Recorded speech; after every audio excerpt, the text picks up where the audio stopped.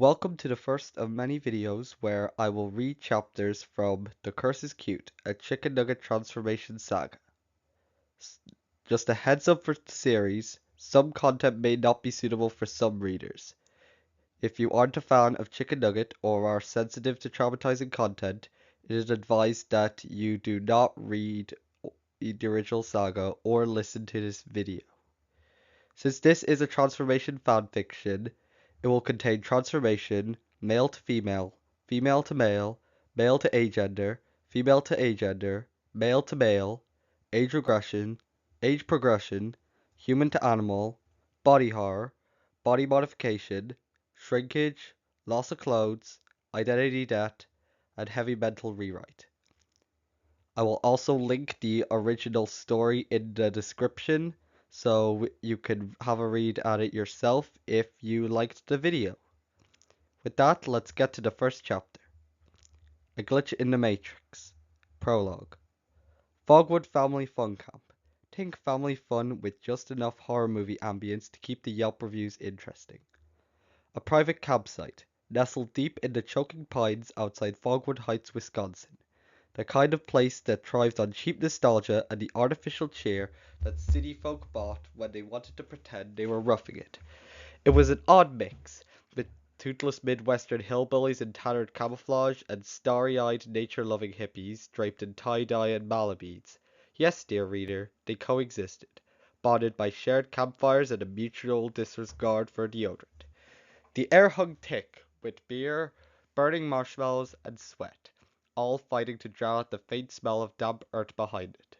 By day, the place rang with shrieks of kids playing tag and falling off splintered playground equipment.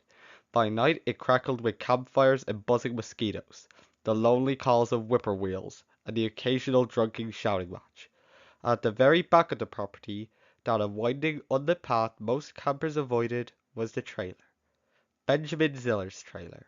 The last name is basically a dead Canadian store that the author heard from Bright Sun Films.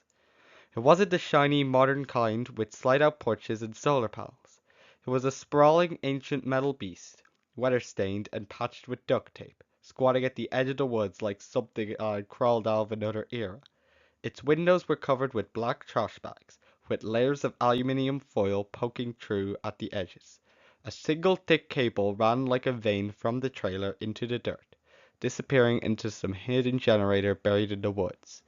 Nobody went back there. Some thought it was condemned. Some thought it was dead. But he wasn't dead. Like that Styx is not dead yet, it is no way as popular as Mr. Roboto. He was very much alive. Inside, the air was cold and dry, heavy with the faint smell of ozone and dust. That dust hung like ash in the faint glow of the only light in the room, a monitor, humming faintly with an eerie bluish glow that cut through the dark like a blade. The rest of the trailer, if you could call it a home, was a graveyard of technology. CRT monitors stacked like bricks, tangled spools of cable like mechanical intestines spilling across the floor, floppy disks lined up in neatly labeled boxes, and faintly luminescent circuit boards laid out on the workbench like surgical tools. And in the center of it all sat Benjamin.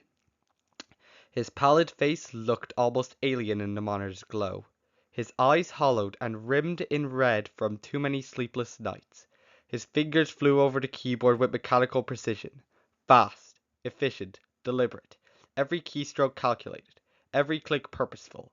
He wasn't just a programmer, or an animator, or an editor, or even a creator. Not anymore. Tonight, Benjamin Ziller was looking for something more dangerous. Something closer to a god. And by God, you mean making the ring IRL. He breathed in deeply, the cold air fogging faintly before him, and pulled a small black USB drive from his pocket. Its surface was worn smooth from years of use, the faint etching of a skull and wire symbol nearly rubbed away. For a moment he just held it there, pinched between his fingers, marveling at how something so small could carry so much weight. If your USB drive has a skull on it, that probably means you're an evil person, right? Then, without ceremony, he plugged it in. The click of the drive sliding home echoed like a gunshot in the silence. A grin crept across his face. Not the kind you wore after a good joke, but the kind you wore right before pulling the pin on a grenade. The executable booted instantly. No loading screen. No title card. No cheery intro music. No lights. No music. Just anger! Just a flicker. A staccato burst of flames. Flash art lines melting into a slideshow of scheming color and fractured geometry. At first glance, it looked like some weird fan-made animation of Chicken Nugget. Warped pastel colors, thick black outlines, the faint impression of a cartoony sky. But there were no characters. No chicken, no coffee, no ice cream. Just shapes. Colors. Cells that didn't quite belong to this world. And buried beneath, somewhere beneath it all, something deeper. Something alive. Something hungry.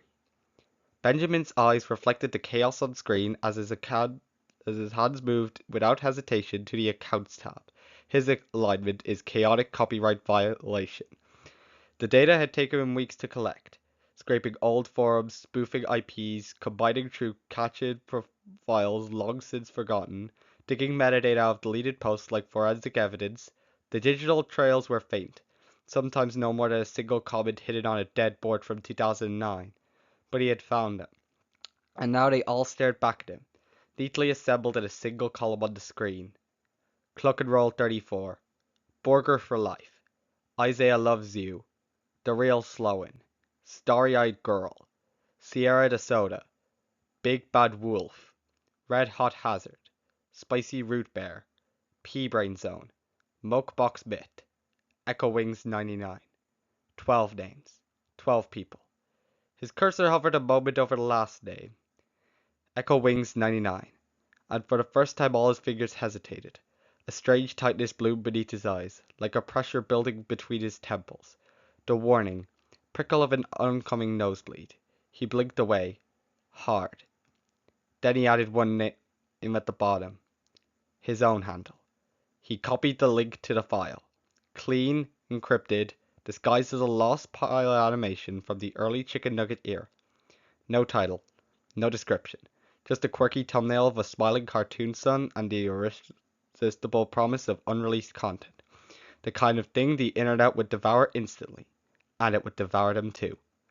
One by one. He opened his first email client. The first draft was ready. Addressed to Cluck and Roll 34 with the link embedded neatly. Subject. Unreleased pilot short. Chicken Nugget leaked. Hey. Thought you'd appreciate this. Weird vibes, kinda trippy, looks like pilot era animation or something. Tell me what you think. BZ. He pressed send, and the ripple began. On the other monitor, his program was already compiling signals in the background. Faint threads of codes embedded in the video player, backdoors hidden in the metadata, scripts designed to awaken the moment someone pressed play. Scripts that would change them. He didn't fully understand how it worked anymore. Not really. Only that it worked.